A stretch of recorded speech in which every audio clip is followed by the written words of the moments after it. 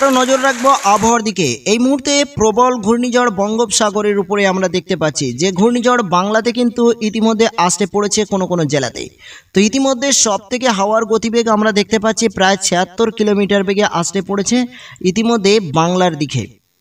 একেবারেই বলতে পারেন বাংলার মুখে কিন্তু বিপদ, যেখানে এই মুহূর্তে ঘূর্ণিঝড় বঙ্গোপসাগরের উপরে রয়েছে 76 কিলোমিটার পার ঘন্টায় এবং একই সঙ্গে সঙ্গে ইতিমধ্যে বাংলাদেশের বেশ কিছু অঞ্চলে আসতে পড়েছে এই মুহূর্তে ঘূর্ণিঝড়। আজ যেহেতু মঙ্গলবার 27 মে, আজ ঠিক সকালের আবহাওয়া নিয়ে আপনাদের সঙ্গে রয়েছি এবং কিছুক্ষণের মধ্যে আবারও বিকালের আবহাওয়া নিয়ে চলে আসবো আপনাদের সঙ্গে। এদিকে এই মুহূর্তে যে ঘূর্ণিঝড় আপডেট আমরা দেখতে পাচ্ছি সে ঘূর্ণিঝড় কিন্তু মহেশখালী থেকে আসতে পড়েছে এবং এদিকে কলাপাড়াতে এরই প্রভাব কিছুটা হলেও পড়েছে এবং এদিকে সুন্দরবন এলাকা অর্থাৎ এদিকে আমরা দেখতে পাচ্ছি হলদিবাড়ি ও এদিকে খুলনা, কলকাতা ও বরিশাল এই সমস্ত জেলাতে ইতিমধ্যে কিন্তু ভালোভাবে একটি ঘূর্ণিঝড়ের প্রভাব বোঝা যাচ্ছে, যেখানে প্রায় 50 কিলোমিটার বেগে দমকা হাওয়া বইছে। কোনো কোনো জেলাতে আবারও কিন্তু 51 কিলোমিটার পার ঘন্টায় গতিবেগ রয়েছে ইতিমধ্যে। সাথেই কিন্তু প্রবল বৃষ্টি, যে বৃষ্টি আমরা এই মুহূর্তে দেখতে পাচ্ছি খুবই ভয়ানক বৃষ্টি আমরা দেখতে পাচ্ছি, যেখানে মহেশখালীর কাছাকাছি আমরা দেখতে পাচ্ছি প্রায় 9.7 mm বৃষ্টি রয়েছে এবং কোনো কোনো জায়গাতে কিন্তু বৃষ্টি রয়েছে সব থেকে কম, যেখানে যেখানে বৃষ্টি রয়েছে প্রায় 6 পয়েন্ট কাছাকাছি রয়েছে। খড়গপুরে আমরা দেখতে পাচ্ছি প্রায় 12 mm বৃষ্টির কাছাকাছি বৃষ্টি রয়েছে। এছাড়া বালেশ্বর, দীঘা, কন্টাই, মন্দারমণি যে সমস্ত জায়গায় আমরা দেখেছিলাম ঘূর্ণিঝড় রেমাল এবং ঘূর্ণিঝড় দানা যে ক্ষয়ক্ষতি দেখেছিলাম, সেই সমস্ত জায়গায় আবারও কিন্তু প্রবল বৃষ্টি শুরু হয়েছে এবং সাথেই কিন্তু ঘূর্ণিঝড়ের আপডেটও রয়েছে। সেখানে আমরা দেখতে পাচ্ছি যে কন্টাইতে এই মুহূর্তে হাওয়ার গতিবেগ রয়েছে প্রায় 37 কিলোমিটারের কাছাকাছি এবং দীঘার দিকে অগ্রসর হচ্ছে। এদিকে পেশারগঞ্জে আমরা দেখতে পাচ্ছি এই মুহূর্তে হাওয়ার গতিবেগ কিন্তু প্রায় 44 কিলোমিটার, নামখানাতে রয়েছে প্রায় 43 কিলোমিটার, হলদিয়াতে রয়েছে কিন্তু প্রায় আমরা দেখতে পাচ্ছি 45 কিলোমিটার।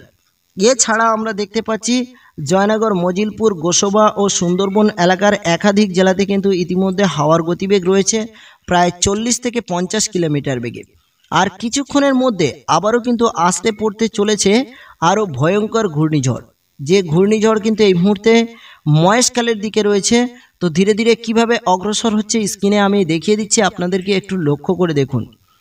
তো ঠিক আমরা যদি বেলা 1টার পরে দেখি তাহলে আমরা দেখতে পাচ্ছি এই ঘূর্ণিঝড় কিন্তু ধীরে ধীরে এগিয়ে আসছে, অর্থাৎ এই ঘূর্ণিঝড় কিন্তু এখান থেকে এরকম বাঁক নিচ্ছে এবং এখান থেকে এগিয়ে সরাসরি কিন্তু কলকাতার দিকে অগ্রসর হওয়ার একটি চান্স আমরা দেখতে পাচ্ছি ইতিমধ্যে।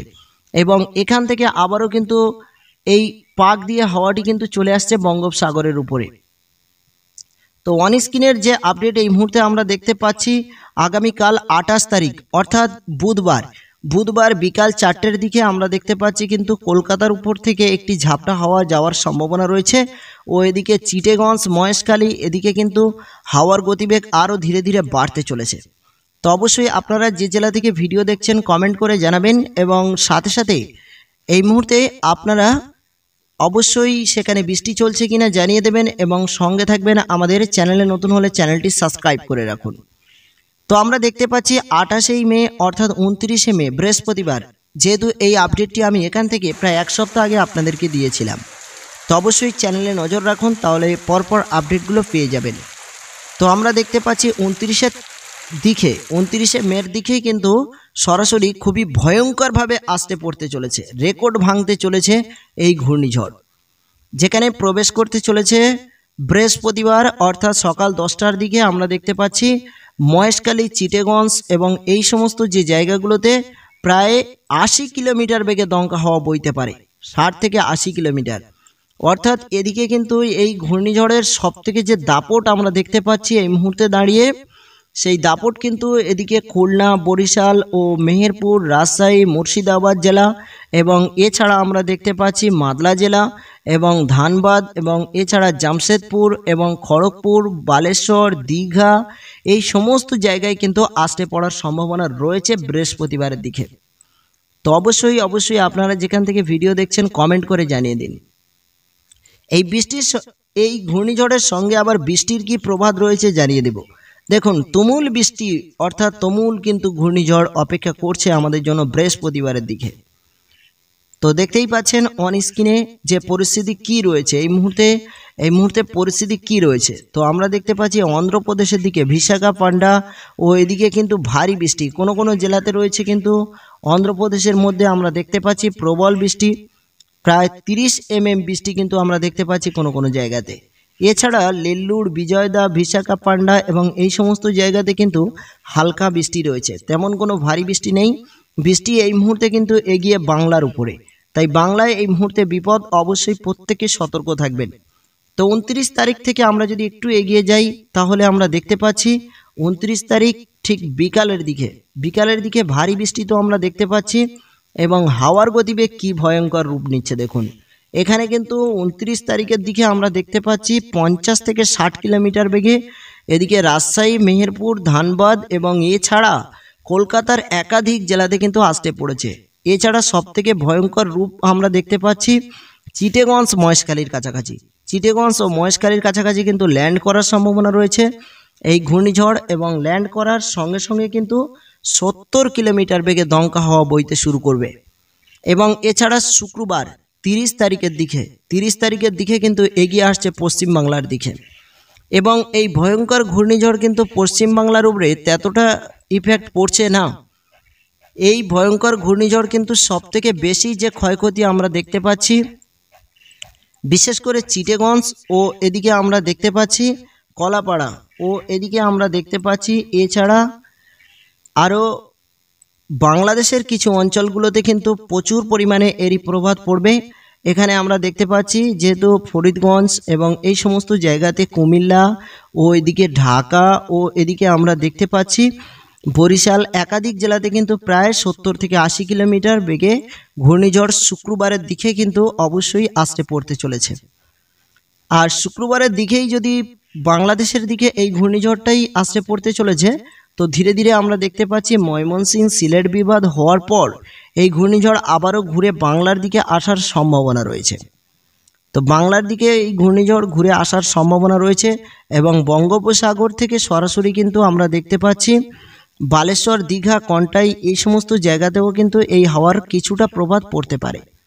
যেহেতু শনিবার 31 মে পর্যন্ত কিন্তু আবহাওয়া খুবই উত্তাল এবং সাগর খুবই উত্তাল থাকার সম্ভাবনা রয়েছে, অবশ্যই প্রত্যেকে সতর্ক থাকবেন।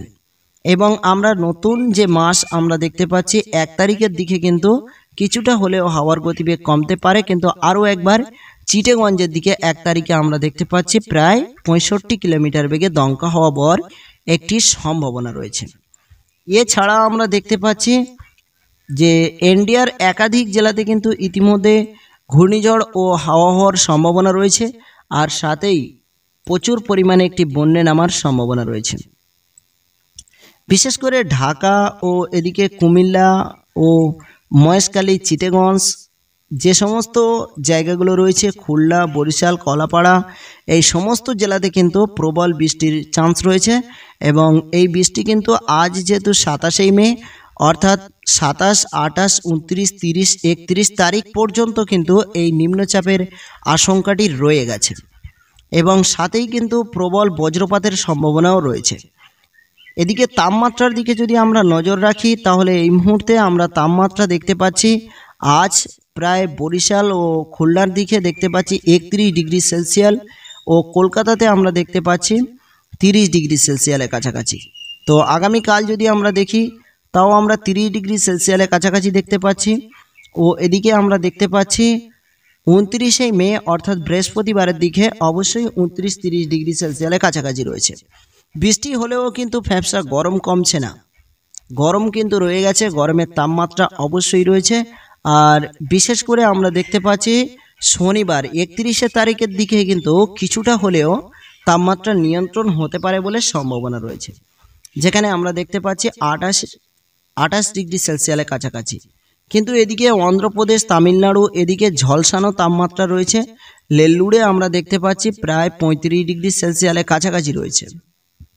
এছাড়া অন্ধ্রপ্রদেশ, তামিলনাড়ুর একাধিক জেলাতে কিন্তু প্রবল গরম রয়েছে, বৃষ্টির পরিমাণ একটু কম রয়েছে, বজ্রপাতের সম্ভাবনা বেশি রয়েছে।